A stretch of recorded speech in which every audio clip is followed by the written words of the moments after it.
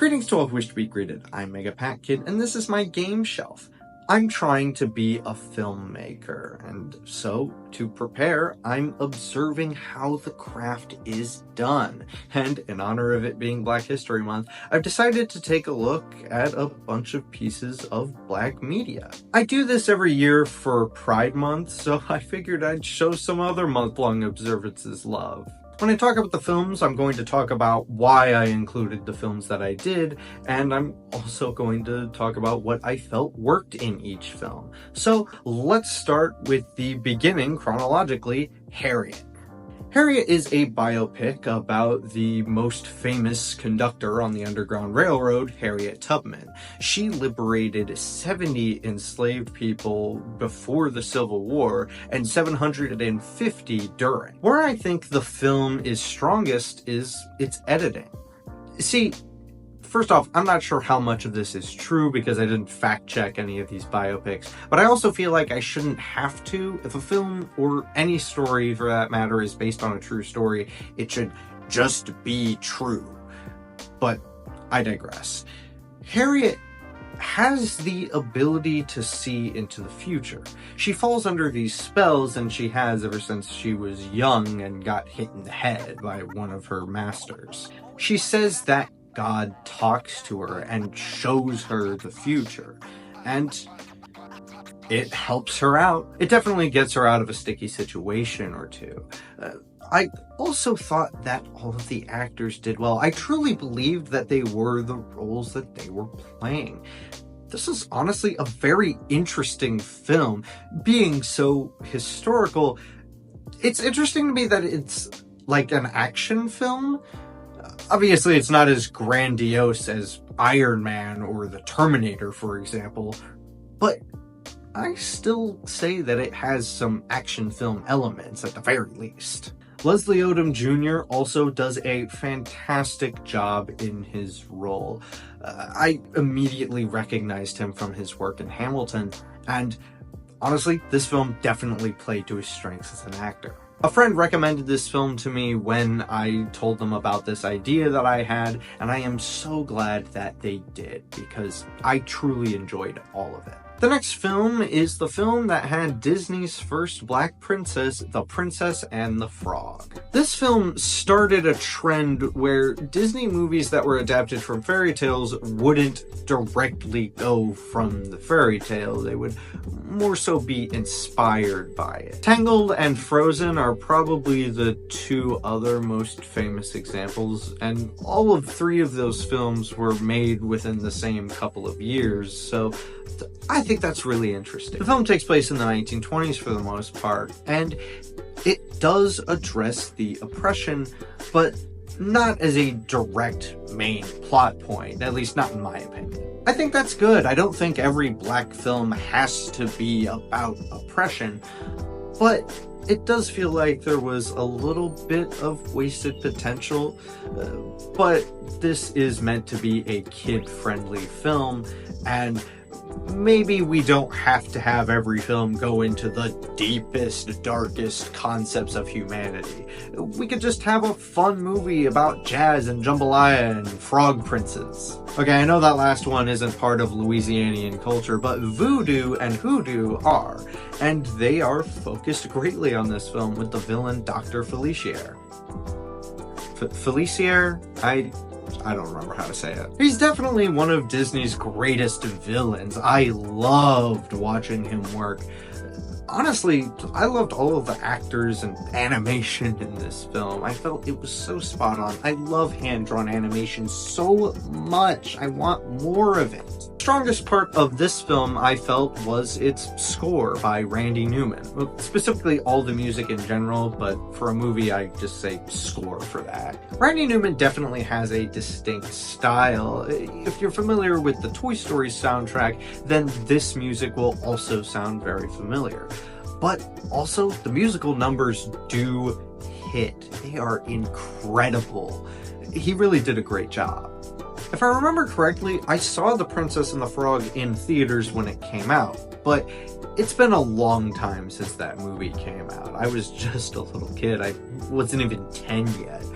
I don't remember a whole lot about it. I rewatched it a few years ago and I rewatched it today for this video, but honestly, it still holds up. I'll probably rewatch it again someday just because it's so good. The other reason I included it in my Black History Month video is that while it's not about a real historical figure specifically like some of the other films I'm talking about, it's still a moment in Black history. It's Disney's first Black Disney princess. Representation is so important. I don't know if you've ever seen footage of little girls on the internet reacting to the Little Mermaid 2023 trailers, but it was so heartwarming to hear these little girls say, "She looks like me." Oh, my heart melted. All right, let me get off my soapbox for a minute to talk about another film that I saw in theaters when it came out and just rewatched today.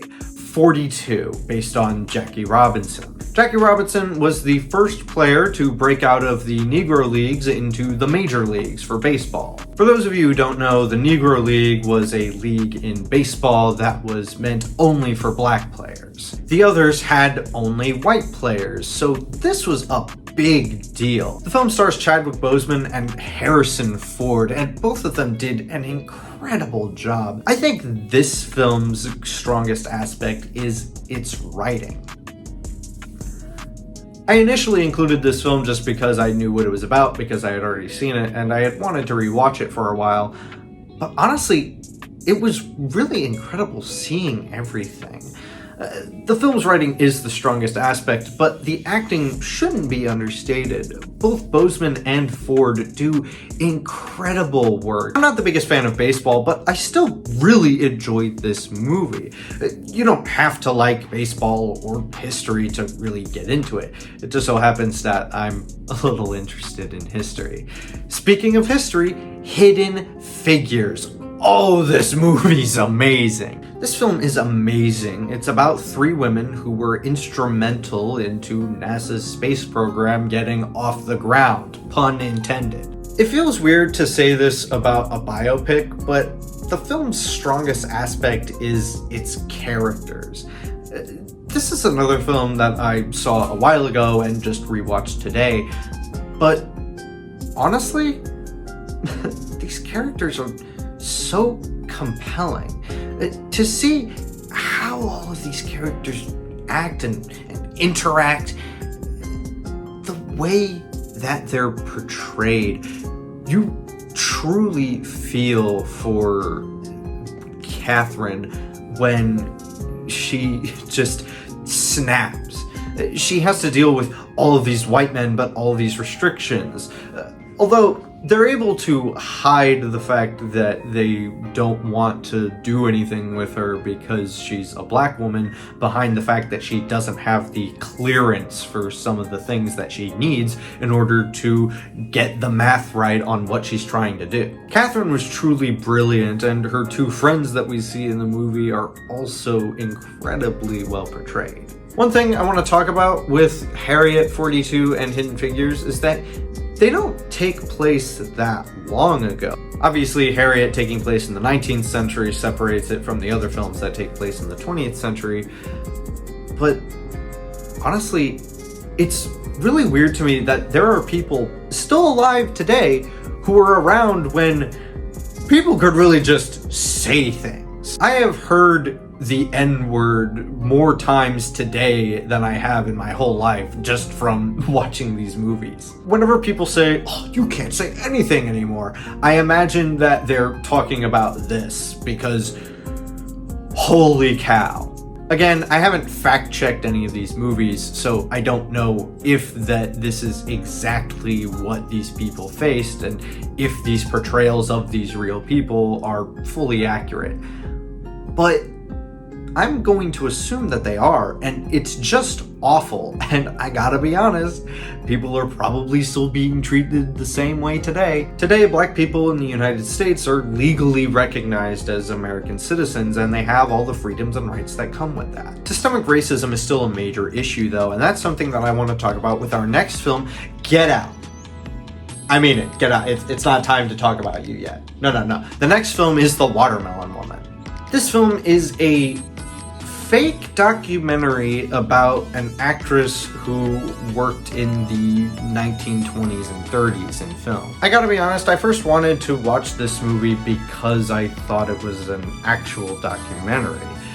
I had heard that it was a documentary made by a black lesbian filmmaker who wanted to talk about black film from the 1930s. And then I see this.